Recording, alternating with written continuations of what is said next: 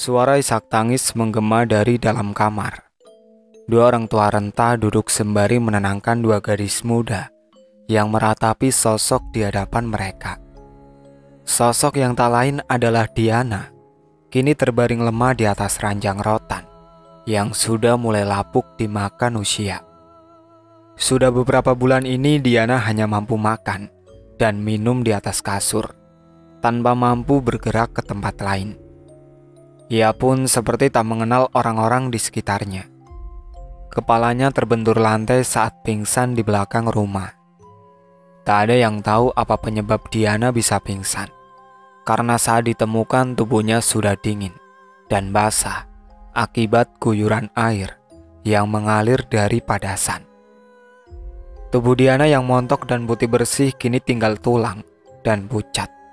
Tak ada lagi aura kecantikan yang terpancar jelas dari wajahnya dulu. Namun anehnya, nafsu makan dan minumnya amat kuat. Sekali makan ia bisa makan sampai 3 piring dan minum sampai 1 teko. Seolah rasa hausnya tak pernah hilang ataupun berkurang. Di lain waktu, ia sering menangis kesakitan, seraya memegang lehernya. Selain mengurus di beberapa bagian tubuh terutama punggung, borok besar yang melebar sesekali berdarah dan mengeluarkan nanah hingga membuat ruangan menjadi bau anyir dan terkadang membuat mual siapapun yang masuk ke sana. Terkecuali kedua anak dan orang tuanya, mereka seolah sudah terbiasa menghadapi Diana yang bak mayat hidup. Semakin lama keadaan Diana semakin mengkhawatirkan. Dokter yang kita panggil semua angkat tangan. Mau Abah bawa kemana lagi anak kita, Mak? Emak pun bingung, Bah.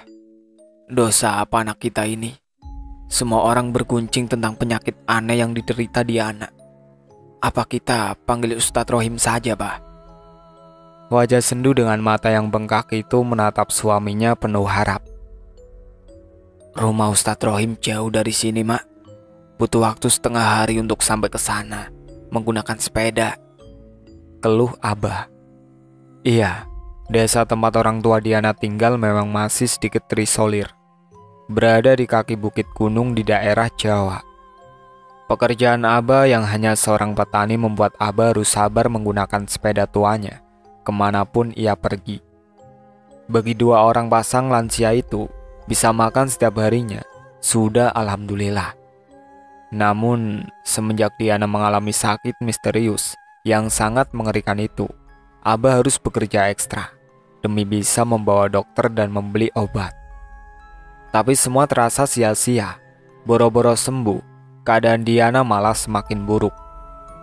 Dia yang sejak lama memendam rahasia tentang mamanya merasa iba dengan kecemasan kakek dan neneknya. Ia ingin jujur, tapi takut kejujurannya malah membuat mamanya menjadi sasaran kemarahan keluarganya.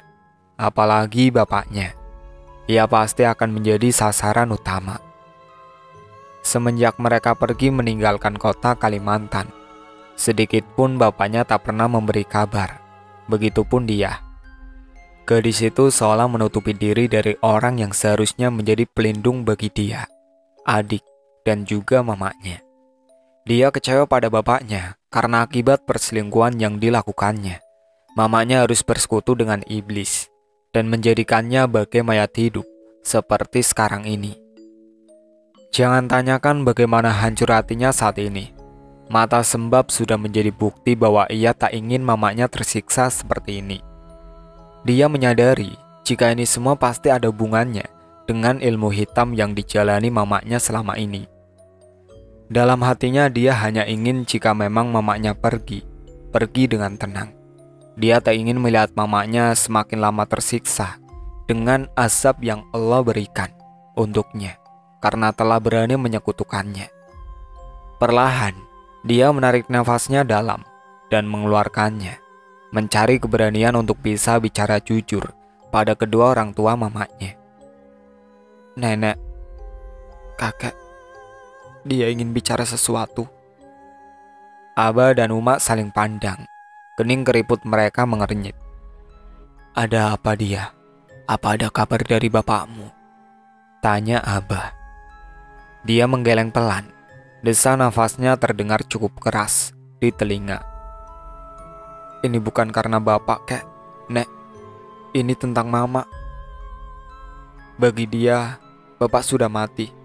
Semenjak ia lebih memilih wanita selingkuhannya dibandingkan kami, anak, dan istri sahnya. Dia, nenek tahu kamu benci dengan bapakmu. Tapi alangkah baiknya kamu memaafkan, nak. Kasihan mamamu. Biarkan dia minta maaf sebelum terlambat. Neneknya berusaha menasehati gadis yang mulai beranjak dewasa itu dengan lembut. Penyakit mama. Dia yakin bukan karena mama punya salah pada bapak. Malah sebaliknya. Bapaklah yang banyak salah sama mama. Tapi ini tetap ada kaitannya dengan bapak. Karena bapak, mama jadi begini. Dia tak dapat lagi menahan air mata yang sejak tadi mendesak ingin keluar. Tangisnya pecah saat itu juga, berderai di antara sudut matanya. Lila yang saat itu berada di samping mamanya menatap nanar kakaknya yang menangis terseduh. Bocah kecil itu melangkah cepat ke arah dia dan memeluk saudari satu-satunya. Maksud kamu apa, dia? Tanya neneknya bingung.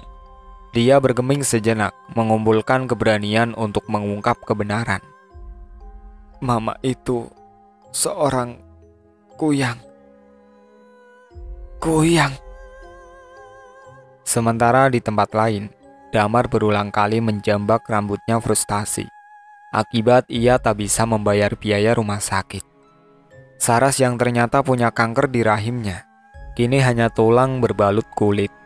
Memang saat itu rahimnya sudah diangkat, tapi ternyata kankernya sudah menyebar ke bagian lain, ke organ paru-paru, hingga membuatnya sulit bernafas. Sekarang Saras sebagai mayat hidup di tengah kemiskinan karena semenjak Saras sakit, Damar terpaksa berhenti bekerja.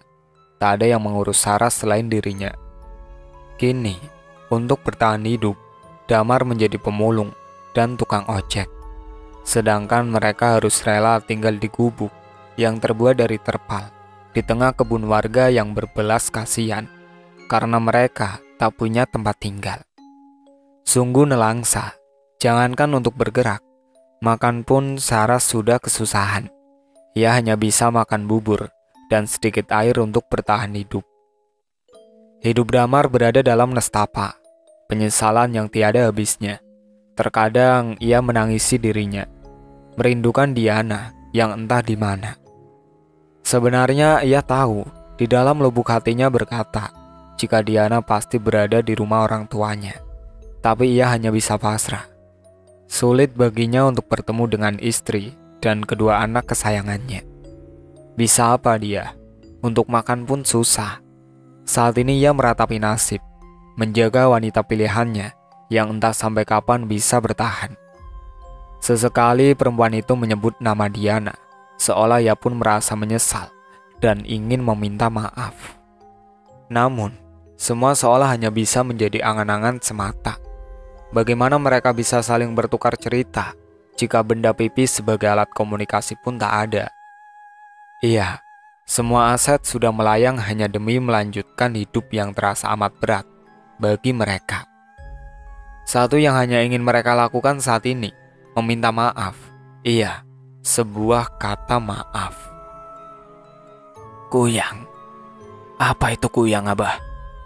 Tanya wanita yang sebagian wajahnya sudah penuh keriput. Tatapan sendu menyiratkan kesedihan yang teramat sangat, di balik kebingungan yang juga bercampur di otak tuanya. Kuyang itu makhluk siluman, Mak.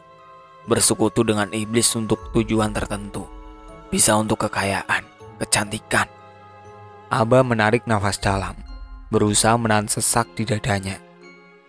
Jadi, intinya anak kita sudah bersekutu dengan iblis, Mak. Makanya Diana kini merasakan akibatnya. Abah mengalihkan pandangannya pada anaknya, yang saat ini melotot tanpa bersuara. Ya Allah, Diana. Apa yang membuatmu berbuat zina ini? Tangis Semak pecah, sedangkan dia hanya menekuk kakinya di sudut. Gadis itu meluru di lantai setelah mengucapkan kebenaran yang selama ini ia pendam. Kakak, Mama kenapa garuk-garuk leher? Itu sampai berdarah, Kak. Semua orang yang awalnya terlarut dalam kesedihan langsung tersadar dan menatap Diana yang saat itu tiba-tiba terduduk, menggaruk lehernya dengan kuat. Seolah rasa gatalnya yang teramat sangat. Saking kuatnya, darah segar mulai mengucur di antara kulit putihnya. Diana, jangan nak. Abah dengan gesit mencengkeram tangan anaknya dengan susah payah. Karena walaupun tubuhnya tinggal tulang berbalut kulit, tenaga Diana ternyata kuat dan mampu membuat orang itu bergoyang dan membuat tubuhnya limbung, hingga tubuh tua itu terjerambab di lantai. Abah! Teriak emak seraya bangkit dari duduknya dan melangkah terseok ke arah suaminya yang kini susah payah untuk kembali berdiri. Mama, tangis Dila.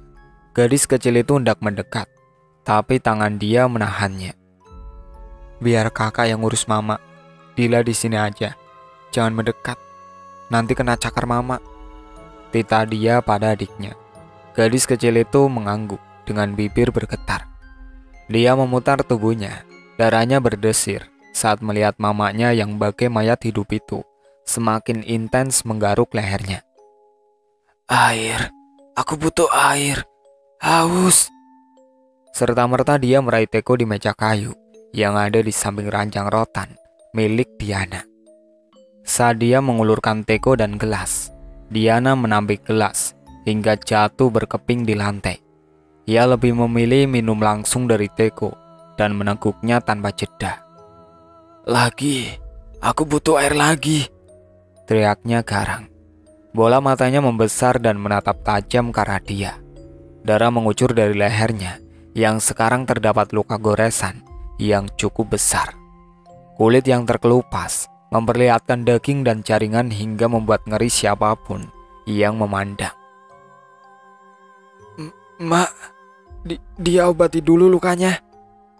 Tangan dia terulur, hendak menyentuh leher wanita yang kini sudah tak ingat padanya. Jangan berani menyentuhku, aku butuh minum. Bibir dia bergetar, seiring dengan air matanya yang tumpah ruah, mengalir di wajah. Biar nenek yang ambilkan, kamu jaga saja mamamu. Tutur emak dengan elusan di punggung dia. Ia berusaha kuat, meski hatinya amat hancur. Bukan tak khawatir dengan keadaan Diana, tapi anaknya itu sekarang pasti merasakan siksa dunia. Abah akan pergi ke rumah Ustadz Rohim. Keadaan Diana sekarang amat mengkhawatirkan. Abah sudah gak sanggup melihat penderitaan Diana. Kilat kesedihan begitu terpancar dari mata tua Abah. Matanya berkaca-kaca menahan perih di dada.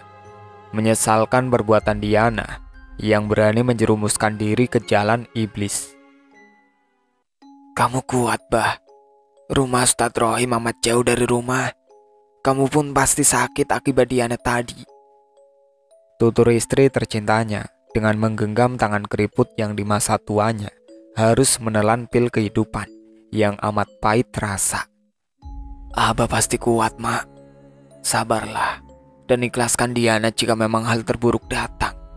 Ini merupakan azab untuknya yang dengan mudah menyekutukan Allah. Desa Abah seraya membelai pucuk kepala istrinya. Wanita berwajah sendu itu menunduk dan mengangguk. Ia menekan dadanya dan terdengar isakan di sana. Yang kuat, Mak. Kita masih ada tanggungan 2 cucu kita. Mereka butuh dirimu, juga Abah. Jika bukan kita, siapa lagi yang akan merawat mereka? Kakek, apa tidak sebaiknya kakek pakai uang Mama saja? Ada di tas, Kek, beserta emas dan sertifikat rumah. Setelah dia yang merasa kasihan dengan kakeknya yang harus pergi dengan menggunakan sepeda. Sedangkan di sana ada tukang ojek, tapi bayarannya memang tak murah. Abah menggeleng pelan. Uang mamamu bukan uang halal. Pasti akan menciptakan bahaya untuk kita. Jangan sekali-kali kalian pakai. Haram. Suara Abah meninggi. Ia kemudian mengucap salam dan bergerak mencari sepeda tuanya bertekad untuk segera bertemu dengan Ustadz Rohim, orang yang amat ia percaya mampu menolong Diana, anak tercintanya. "Bang, aku ingin bertemu Diana." Liris suara Saras tapi jelas terdengar di telinga Damar. "Macam mana aku bisa bertemu dengan mereka? Duitku hanya tinggal beberapa lembar. Untuk makan pun syukur-syukur bisa cukup. Sampai kapanpun aku tak akan bisa bertemu mereka," bentak Damar. Iya, Damar yang dulu amat mesra dengan Saras, kini mulai jengah. Setiap hari harus mengurus wanita yang seperti mayat hidup. Makan, minum, semua harus dibantu Damar. Ia merasa dunianya sudah direnggut karena kesalahannya. "Bang, aku benar-benar nyesal. Mungkin ini semua karma karena aku sudah merebut abang." Saras tergugu sembari memegangi dadanya yang kembali didera sesak. Ia benar-benar menyesal. Hanya ingin minta maaf. Tadi malam ia bermimpi diajak lelaki berjubah hitam. Wajahnya amat menyeramkan dan tatapan matanya tajam, hingga membuat seluruh tubuhnya lemas seketika. Orang itu berpesan jika waktunya tak akan lama. Setelah itu Saras terbangun dan langsung teringat Diana. Belum sempat menjawab, Saras tiba-tiba terbatuk. Tubuhnya intens dan membuat Damar kalang kabut. Batuk beserta sesak yang amat menyiksa Saras. Damar bingung, ia ingin pergi mencari pertolongan, tapi tangan Saras menjekalnya. "Jangan pergi, Bang," ucapnya di sela batuk yang teramat sangat. Damar yang semula merasa menyesal dan sudah memilih Saras berubah menjadi iba. Ia menatap sayu istri keduanya, seraya membelai surai panjang Saras. Dari sudut matanya mengalir bulir bening yang terasa hangat, menyentuh permukaan pipinya. Jantungnya berdegup kencang, seolah ini adalah pertanda perpisahan antara dia dan istri keduanya. "Bang, maafkan Saras, Bang." Dengan terbatas Saras berucap. Tangan lemahnya berusaha meraih wajah Damar. Usapan lembut di pipinya membuat lelaki berumur 40 tahun lebih itu tersadar dan menatap nanar ke arah Saras. Nafas Saras yang tinggal satu-satu dan mata Saras yang sesekali mengerjap, merasakan sakit yang teramat sangat. Damar mengangguk dan kepalanya mendekat ke telinga Saras. "Maafin abang juga, Dek. Pergilah dengan tenang. Jangan lupa ngucap, Dek." Tak lama Damar merasakan nafas Saras semakin berat. Ia yang semula menggenggam erat tangan suaminya, tak ingin jauh dari lelaki yang selama ini menemaninya dalam suka juga duka, meski terkadang keluar umpatan serta makian yang membuat hatinya tercabik. Perlahan tangan kurus itu melemah dan melepas genggamannya. Tak ada tangis, tak ada suara. Yang ada hanya suara napas yang ditarik susah payah dan teramat berat. Damar menatap nanar wanita yang dulu sempat meluluhkan hatinya hingga rela meninggalkan anak dan istri yang ia cintai. Tubuh cungkring yang hanya kulit membalut tulang menatap takut ke arah langit-langit kamar. Matanya terbelalak dengan nafas satu-satu. Air mata mengalir deras di kedua sudut matanya, seperti menahan kesedihan dan ketakutan yang teramat sangat. Mulutnya bergerak, tapi tak satu pun kata yang bisa dimengerti. Lirih, teramat lirih. "Saras! Saras!"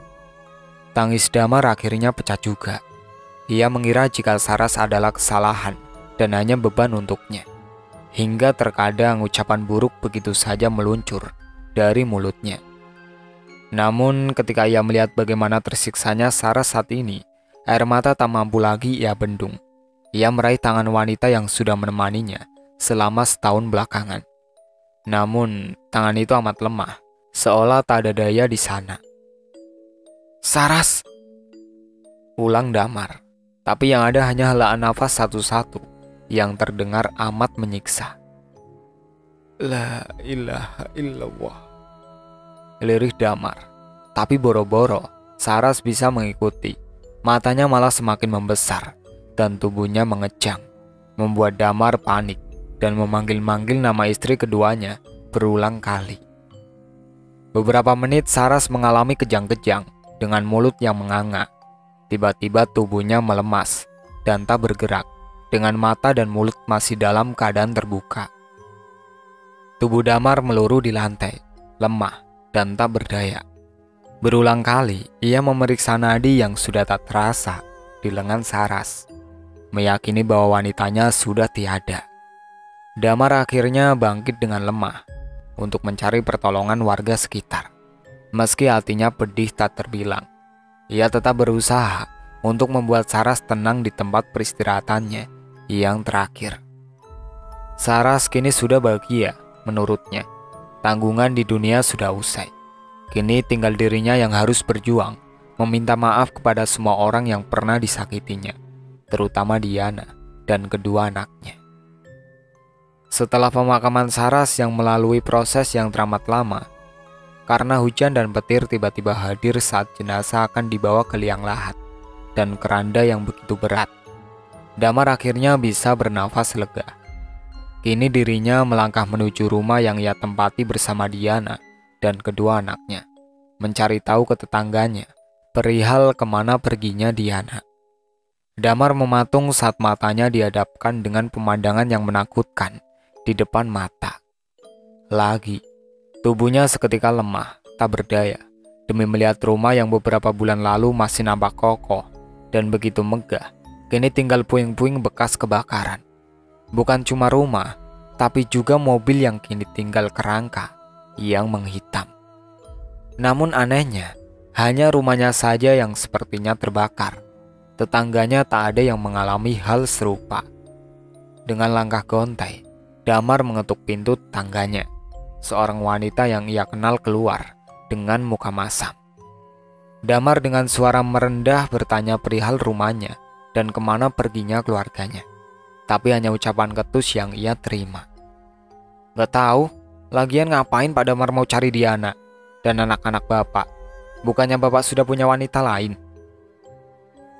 Kalau aku jadi Bu Diana, sudah lama suami seperti bapak saya buang. Udah nyakitin hati. Pelakornya suka fitnah lagi. Damar hanya menunduk lesu dan pergi dari tempat itu. Ia tak mampu menjawab semua yang dituduhkan padanya, karena semua itu adalah sebuah kebenaran. Kini harapannya tinggal satu, yaitu rumah mertuanya. Ia yakin Diana dan anaknya ada di sana. Berbekal uang pinjaman dari keluarganya, Damar memantapkan niat untuk bertemu dengan orang-orang terkasihnya yang ia sia-siakan. Suara lantunan doa mengalun begitu syahdu di telinga keluarga Diana yang saat ini menatap dirinya dengan perasaan teriris. Ustadz Rohim yang diminta kehadirannya oleh Abah guna mengobati anak perempuan satu-satunya itu merasa amat prihatin dengan keadaan Diana. Setelah mendengar semua cerita dari dia, Ustadz Rohim menyuruh emak dan Abah untuk membuka tas yang dibawa Diana, menggeledah dan membongkar isi tas. Ustadz, kami menemukan ini. Emak menyerahkan emas, uang, dan juga 2 botol kecil dengan warna berbeda. Saya mohon bakar uangnya dan buang semua emas dan botol itu di sungai yang alirannya dalam, agar tak ada seorang pun yang bisa menemukannya. Segera ya Pak, agar Diana bisa pergi dengan tenang. Ucap Ustadz yang membuat emak dan Abah bergidik ngeri. Jadi Ustadz, tak ada harapankah anak kami bisa sembuh? Tanya Uma penuh harap. Ustadz menghela nafas berat. Sesungguhnya Diana sudah teramat lemah. Salah satu yang membuatnya masih bertahan selama ini adalah beberapa jin yang menguasai tubuhnya. Mereka berontak minta dikasih makan, tapi jiwa Diana menolaknya. Tugas kita sekarang, bagaimana caranya mengeluarkan jin yang bersemayam dalam tubuhnya.